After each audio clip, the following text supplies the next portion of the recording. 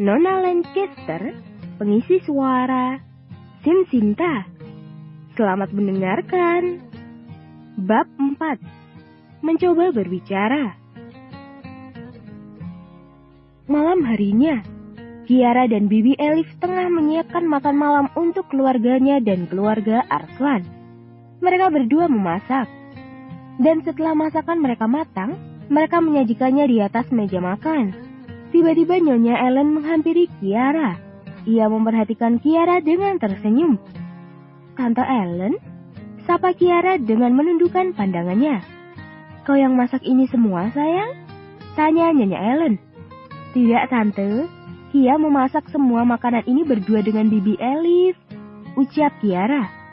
Pintar sekali. Lalu di mana Olivia? Kenapa tidak membantumu? Tanya Nyonya Ellen. Olivia sepertinya di kamar, Nyonya, saut Bibi Elif. Oh, saut Nyonya Ellen dengan membulatkan bibirnya. Ayo Tante duduklah.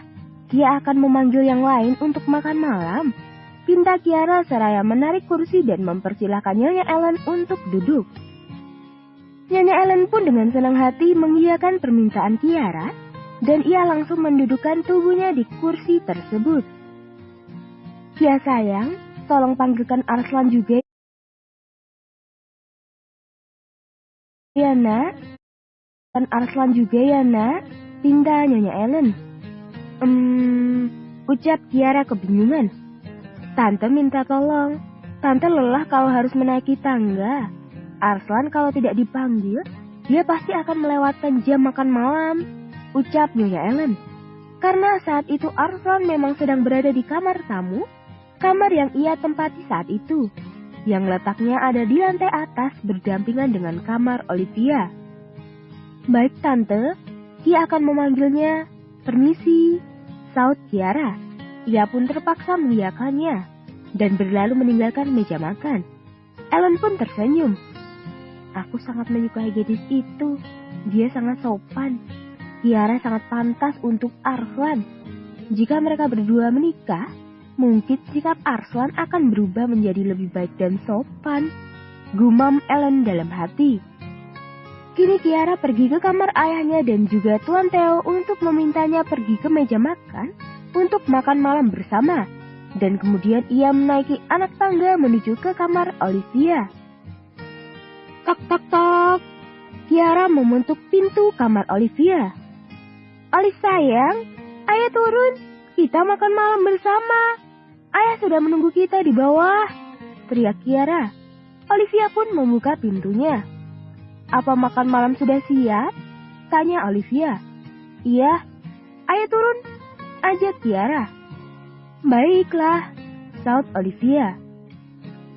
Oli, tolong panggilkan Arslan juga dan ajaklah dia untuk turun makan malam bersama kita ya, pinta Kiara.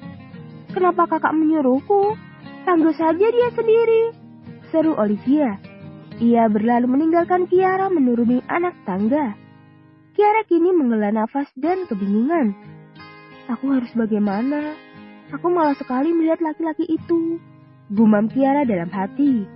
Kedua matanya melihat ke arah kamar yang ditempati oleh Arslan. Terlihat pintu kamar itu sedikit terbuka.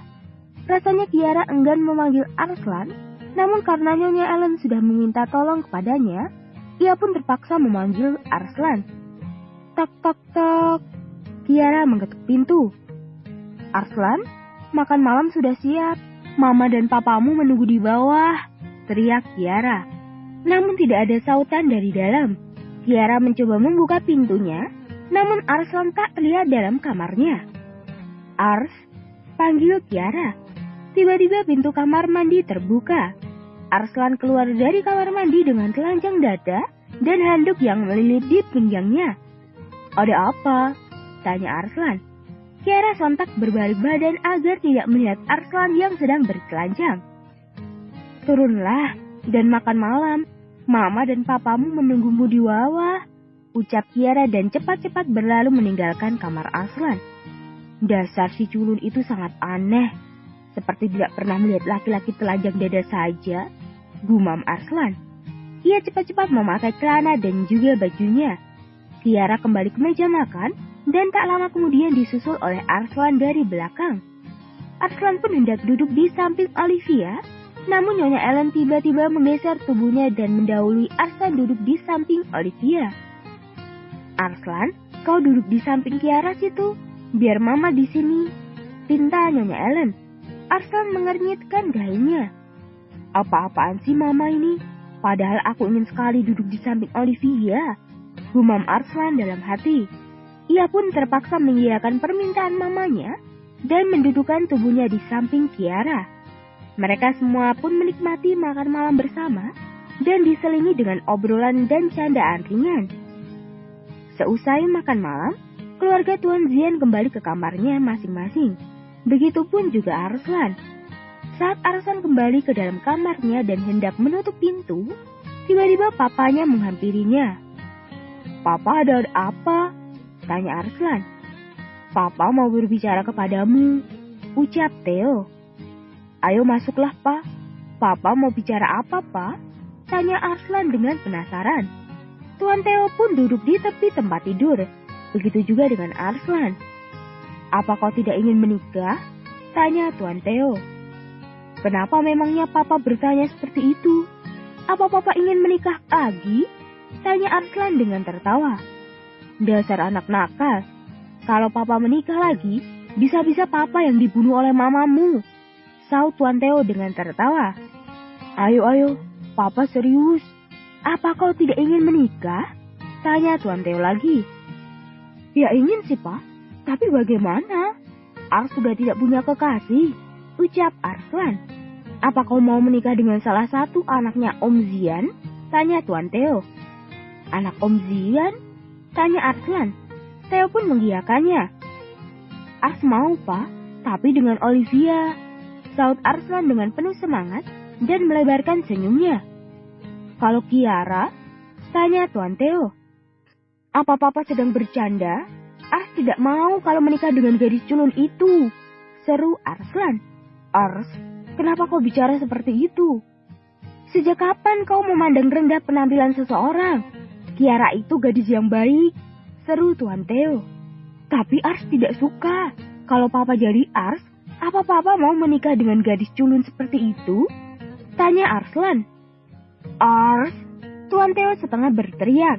"Ars tidak mau menikah dengan Kiara.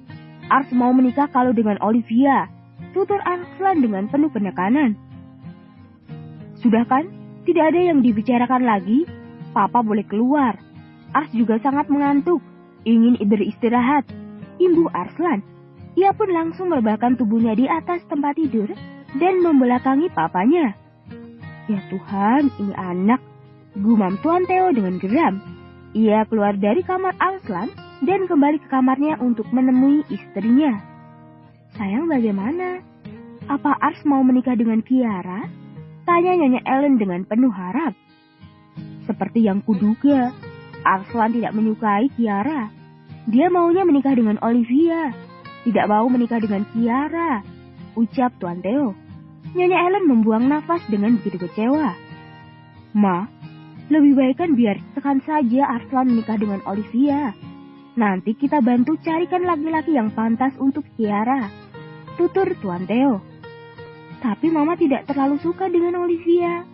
Mama lebih menyukai Kiara, Pak," seru Nyonya Ellen. "Lalu bagaimana lagi? Arslan inginnya menikah dengan Olivia, bukan Kiara," saut Tuan Theo. "Sudahlah, ini sudah malam. Lebih baik kita tidur. Kita bicarakan saja besok dengan Jian," tutur Tuan Theo. Nyonya Ellen pun mengiyakannya. Para pendengar semua, bab ini telah usai. Terima kasih telah mendengarkan.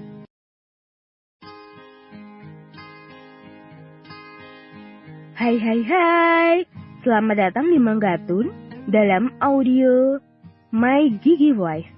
Penulis Nona Lancaster, pengisi suara Sinta. Selamat mendengarkan. Bab 5. Penolakan Olivia. Keesokan paginya, Ayah Jian dan Tuan Theo duduk di halaman depan sembari minum kopi dan menghisap sebatang rokok. Tidak apa-apa kalau Zian mau menikahkan dengan Olivia. Nanti biar aku bicara dengannya, ucap ayah Zian, seraya meletakkan rokok tersebut di atas asbak. Lalu Kiara, tanya Tuan Theo. Ya mau bagaimana lagi? Aku pikir-pikir kalau Olivia menikah terlebih dulu, mungkin akan menular kepada Kiara, saut ayah Zian. Iya, aku harap juga begitu, ucap Tuan Theo. Kiara terlihat keluar dari rumah dengan membawa kantung kresek besar yang berisi sampah. Ia menuju ke arah tong sampah dan membuangnya kresek itu. Anakmu sangat rajin sekali, ucap Tuan Theo. Ia tak henti memperhatikan Kiara dari kejauhan. Iya, dari kecil Kiara sangat mandiri. Beda sekali dengan Olivia. Dia mana mau mengerjakan pekerjaan seperti itu, ucap Tuan Zian. Kiara pun kembali dan saat hendak masuk ke dalam rumah, ia terlebih dulu menghampiri ayahnya. Ayah, Om Theo, ayo kita sarapan bersama. Makanannya sudah siap semua, ajak Kiara. Baiklah nak, kau masuklah dulu. Ayah dan Om Theo akan menyusulmu, tutur ayah Zian. Baiklah ayah, saut Kiara. Ia pun berlalu meninggalkan ayahnya tersebut. Kiara mencoba memanggil yang lainnya untuk sarapan kecuali Arslan. Karena pagi itu Arslan sudah bangun sendiri. Kini dua keluarga itu sarapan bersama di satu meja makan. Kedua mata Zian tak henti memperhatikan anak bungsunya yang tengah mengunyah makanan. Pikirannya masih menyusun kalimat yang tepat untuk membicarakan masalah pernikahan dengan Arslan. Seusai makan, saat Olivia hendak meninggalkan meja makan, ayah Zian pun menghentikan terlebih dahulu. Olive, tunggu, panggil ayah Zian. Ada apa ayah? Tanya Olivia. Duduklah, ada yang ingin Acah bicarakan, ucap ayah. Olivia pun mendudukkan tubuhnya kembali, sementara Kiara membersihkan piring kotor yang berserakan di atas meja. Bicara apa ayah? Tanya Olivia sembari mengernyitkan dahinya karena penasaran. Begini, ayah dan Om Theo berencana mau menikahkan kamu dengan Arslan. Apa kau mau nak? Tanya ayah Zian. Arslan mendengarnya pun tersenyum. Kedua mata Kiara melirik ke arah ayah Zian. Menikah dengan dia? Tanya Olivia dengan menunjukkan jarinya kepada Arslan. Ayah Zian mengiyakannya. Apa ayah sedang bercanda? Menyuruhku menikah dengan laki-laki ini? Tanya Olivia. Tidak, ayah tidak bercanda. Ayah serius. Apa ada yang salah? Ujar ayah Zian. Jelas salah. Ayah yang benar saja. Lalu mau dikemanakan, Blake? Aku sangat mencintainya. Aku tidak mau menikah dengan Arslan, seru Olivia. Mendengar pernyataan bahwa Olivia mempunyai seorang kekasih, kini harapan Arslan menjadi menciut. Sementara Tante Ellen tersenyum senang saat mendengar Olivia menolak rencana pernikahannya dengan anaknya. Dia punya kekasih, gumam Arslan dalam hati. Bukannya kamu sudah tidak bersama Blake? Tanya ayah Zian. Kata siapa? Olivia masih menjalin hubungan dengan Blake, ucap Olivia. Kau bisa memutuskan hubungannya dengannya dan menikah dengan Arslan. Lagi pula ayah tidak terlalu suka dengan anak muda itu. Terlalu berandal, tutur ayah. Tidak, Olivia tidak mau. Kenapa tidak Kak Kiara saja yang ayah nikahkan dengan Arslan? Lagi pula, Kak Kiara tidak punya kekasih kan? Dia kan anak tertua ayah. Kenapa harus Olivia? Pokoknya Olivia tidak mau menikah dengan Arslan, seru Olivia. Ia beranjak berdiri dari duduknya dan menaiki anak tangga kembali masuk ke dalam kamarnya. Memangnya aku pernah menyukai Arslan? Tapi itu dulu, gumam Olivia. Aku curiga mungkin usaha keluarga Arslan yang ada di Amsterdam bangkrut. Makanya mereka kembali kemari dan berniat menikahkanku dengan anaknya agar bisa menumpang hidup dengan ayah. Apalagi usaha ayah sekarang berkembang pesat di seluruh kota-kota, gumam Olivia dengan perasaan kesal. Sementara di meja makan, Arslan terlihat kesal dengan penolakan Olivia yang secara terang-terangan di depan keluarganya. Sialan, aku dipermalukan. Berani sekali dia menolakku, gumam Arslan dalam hati. Theo, aku minta maaf karena sikap Olivia. Kau bisa lihat sendiri kan? Ucap Zian kepada Theo. Theo hanya menghela nafas tanpa berkata apapun. Arslan yang terlihat kesal ia beranjak berdiri dan kembali ke kamarnya. Theo pun memperhatikan raut wajah anaknya. Sepertinya Ars kecewa, ucap Tuan Theo. Maafkan anakku, ucap Ayah Zian. Tidak perlu meminta maaf. Sepertinya ini memang kesalahan kita berdua, saut Tuan Theo. Aku permisi, aku akan bicara dengan Ars. Pamit Nyonya Ellen. Dan Theo Zian pun mengiyakannya.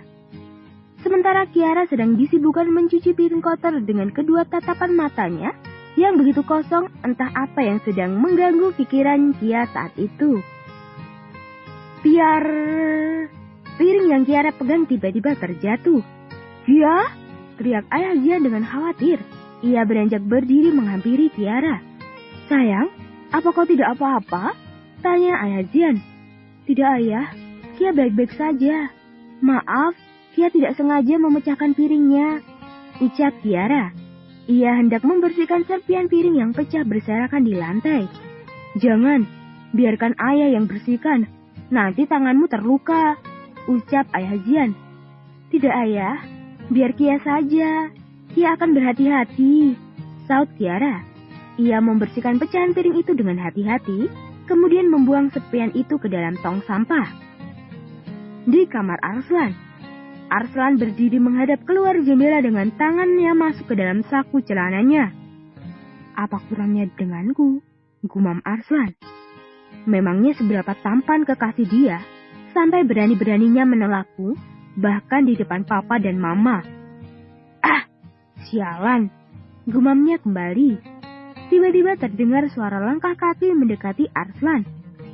"Nah, ternyata Nyonya Ellen." Arslan hanya melirik. "Kau lihat sendiri kan, Olivia tidak menyukaimu," ucap Nyonya Ellen. Arslan hanya diam. "Lebih baik kau menikah dengan Kiara saja. Kiara gadis yang baik," ucap Nyonya Ellen. "Mama ini apa-apaan sih? Arslan tidak suka dengan si culun itu," seru Arslan dengan kesal. "Ars, kenapa kau menjuluki dia seperti itu?" Nyonya Ellen setengah berteriak. "Karena dia memang culun, jadi pantas dijuluki seperti itu," seru Arslan. "Hanya masalah penampilan, Kiara juga cantik. Tidak ada bedanya dengan Olivia," tutur Nyonya Ellen. "Mana ada cantiknya perempuan itu. Penampilan dia saja terlalu kuno. Jelas jauh beda dengan Olivia. Ars tidak mau menyukainya. Apa kata teman-temanku nanti jika aku menikah dengan perempuan culun itu? Ars tidak mau menikah dengannya," seru Arslan. "Kau sampai kapan akan seperti ini? Mama itu ingin sekali melihatmu menikah. Kenapa kau selalu pilih-pilih wanita?" ucap Nyonya Ellen. "Jelas Ars pilih-pilih. Bukan hanya Ars, tapi semua laki-laki di dunia ini juga sama ingin memilih wanita yang baik untuk menjadi istrinya," saut Arslan. "Kau berpikir Kiara tidak baik? Kiara itu sangat baik dan sangat pantas untuk dijadikan istri," seru Nyonya Ellen, namun Arslan hanya diam saja. "Sudahlah, Mama lelah bicara denganmu," imbuh Nyonya Ellen. Ia pun berlalu pergi meninggalkan kamar Arslan.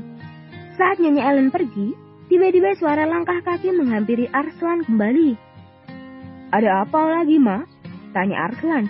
Ia pun berbalik badan dan terkesiap saat yang masuk ke dalam kamarnya bukanlah mamanya, melainkan Olivia. "Kau?" ucap Arslan. "Sebenarnya apa tujuanmu dan keluargamu kemari?" tanya Olivia. "Tujuanku dan keluargaku? Tidak ada," saut Arslan. "Kau dan keluargamu menumpang di rumahku, lalu membicarakan tentang pernikahan. Apa itu semata-mata tanpa sebuah adanya tujuan?" tanya Olivia dengan kesal. "Aku juga tidak tahu menahu masalah pernikahan. Papa baru memberitahuku semalam. Dan kenapa kau menolakku untuk dinikahkan denganku?" tanya Arslan. "Kau masih bertanya kenapa? Apa pendengaranmu tadi sudah tidak berfungsi? Aku sudah memiliki seorang kekasih," ujar Olivia. "Hah? Memang seberapa tampan kekasihmu itu?" tanya Arslan. "Seberapa tampan? Sangat tampan. Bahkan kau saja tidak bisa menandinginya. Apa kau tahu, keluarganya saja menduduki peringkat kedua sebagai keluarga terkaya di Jerman? tutur Olivia seraya melipat kedua tangannya di atas perutnya. Ia pun tersenyum sinis ketika membanding-bandingkan Black dengan Arslan yang ia rasa tidak ada apa-apanya. Arslan tersenyum mentah dan menaikkan satu alisnya. Rupanya Olivia tidak tahu banyak tentang siapa keluargaku, gumam Arslan. Oh, benarkah? Tanya Arslan. Tentu saja, dan kekayaanmu tidak ada bandingnya dengannya. Jadi jangan pernah bermimpi untuk bisa menikah denganku, seru Olivia. Ia pun berlalu meninggalkan Arslan. Sangat menyarik, aku semakin penasaran dengannya, gumam Arslan dalam hati. Namun langkah kaki Olivia terhenti. Ia kembali lagi mendekati Arslan. Ada apa lagi? Tanya Arslan. Kenapa kau tidak menikah dengan kakakku saja? Sepertinya dia sangat pantas untukmu, seru Olivia. Ia tersenyum sinis kepada Arslan dan berlalu pergi meninggalkannya. Para pendengar semua, bab ini telah usai. Terima kasih telah mendengarkan.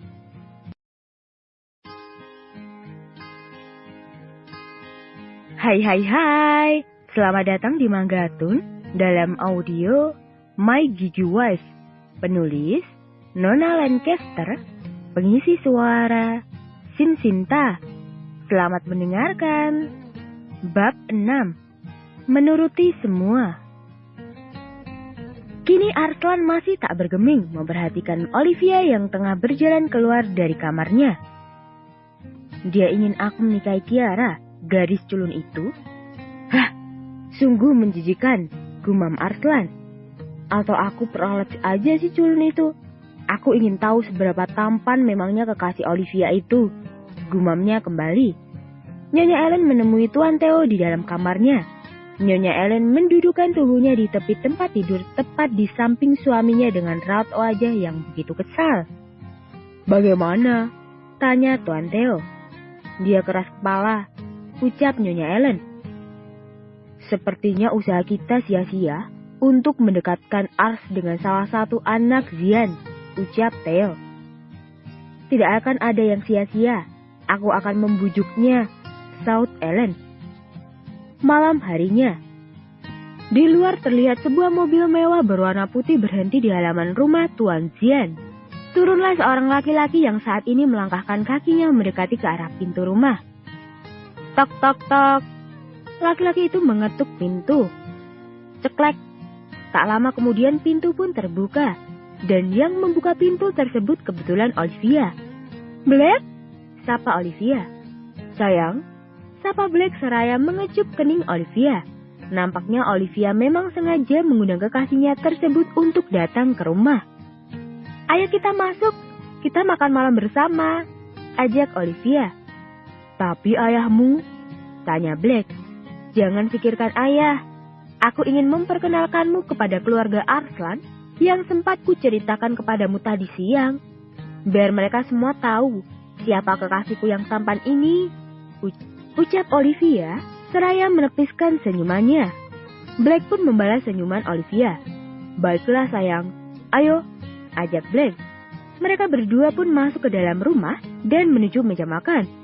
Di meja makan sudah terlihat semua orang berkumpul di sana, kecuali Bibi Elif, karena dirinya sedang pergi berkumpul dengan teman-temannya Human Society sejak sore tadi. Ayah, ada Black, ucap Olivia. Semua mata langsung mengarah ke arah Olivia dan juga Black yang tak terkecuali Arslan. Dia, gumam Arslan. Black menatap Arslan dengan senyuman sinis. Olive, ayah tidak mengundang tamu untuk jamuan makan malam kita, seru ayah Zian dengan kesal. Memang ayah tidak mengundang, tapi Olivia sendiri yang mengundang Black, ucap Olivia. Olivia, suruh temanmu pulang, ucap ayah Zian. Black bukan temanku, tapi dia kekasihku, seru Olivia. Olive, teriak ayah Zian. Sayang, kau jangan mempermalukanku seperti ini, bisik Black. Tenanglah, bisik Olivia. Sayang, ayo kita makan malam sendiri di luar. Ayah tidak menerima kita untuk makan malam di sini, ajak Olivia. Ia menarik tangan Black. Olive, berhenti. Jangan keluar kemana-mana, teriak ayah Zian. Suruh temanmu pulang dan masuk ke dalam kamarmu, imbuh ayah Zian. Olive sudah dewasa, jadi terserah Olive mau kemana. Lebih baik ayah urus saja anak kesayangan ayah, seru Olivia. Ia berlalu dengan menggandeng tangan Black. Olive! Teriak ayah sembari beranjak dari duduknya. Namun Olivia tak mengubris teriakan ayahnya. Ia malah semakin mempercepat langkah kakinya untuk pergi meninggalkan rumah tersebut. Ayah! Panggil Kiara. Ia beranjak dari duduknya dan menghampiri ayah Zian. Ia memegang dada ayahnya tersebut, mencoba memberi sentuhan untuk menenangkannya. Karena sudah hampir 2 tahun ayah Zian mengalami pembengkakan pada jantungnya. Jadi Kiara tidak mau sakit ayahnya kambuh lagi. Ayah, biarkan saja Olivia, tutur Kiara dengan nada lembut. Zian, apa yang dikatakan Kiara benar. Biarkan saja Olivia, saut Tuan Theo. Bagaimana aku bisa membiarkan Olivia bergaul dengan anak muda itu? Seru ayah Zian. Ayah, kalau ayah semakin menentang Olivia, yang ada dia semakin menjadi-jadi. Biarkan saja dulu, nanti biar Kiara yang bicara dengannya. Tutur Kiara kembali. Nyonya Ellen memperhatikan Kiara dengan pandangan yang begitu kagum. Tapi nak, ucap ayah Zian. Kiara menggelengkan kepalanya bermaksud agar ayahnya bisa memahami Olivia. Ayo, Kia antar ke kamar. Ayah butuh istirahat. Ayah lanjutkan makan malam ayah di kamar saja, ajak Kiara. Ayah Zian pun mengiyakannya. Theo, Ellen, maaf aku tinggal ke kamar ya, pamit ayah Zian. Iya Zian, lebih baik kau istirahatlah di kamar, saut Theo dan Ellen. Kiara mengambil piring yang masih tersisa makanan milik ayahnya. Tante, Om, Kia dan ayah permisi dulu, pamit Kiara. Theo dan Ellen pun mengiyakannya. Keluarga Tuan Theo pun melanjutkan kembali makan malamnya. Namun wajah Arslan terlihat begitu kesal. Ternyata semua perempuan hanya mementingkan kekayaan saja, gumam Arslan. Dulu Aiden juga seperti itu, meninggalkanku demi laki-laki itu. Dan laki-laki itu sekarang menjadi kekasih Olivia, gumam Arslan. Pa, Ma, kapan kita pulang? Ars merasa tidak nyaman tinggal di keluarga ini, tanya Arslan. Sabar nak, lusa kita pulang ya. Tunggu sampai rumah kita direnovasi dulu, tutur Nyonya Ellen. Ma, kita punya apartemen. Rumah kita banyak, bahkan hampir ada di setiap daerah yang ada di kota ini. Kita juga punya hotel. Kenapa kita tidak tinggal di sana saja? Atau kita bisa tinggal di rumah nenek yang dulu? Kenapa harus tinggal di sini? Mama sama Papa sengaja kan? Tanya Arslan dengan kesal. Tuan Theo dan Nyonya Ellen saling adu pandang.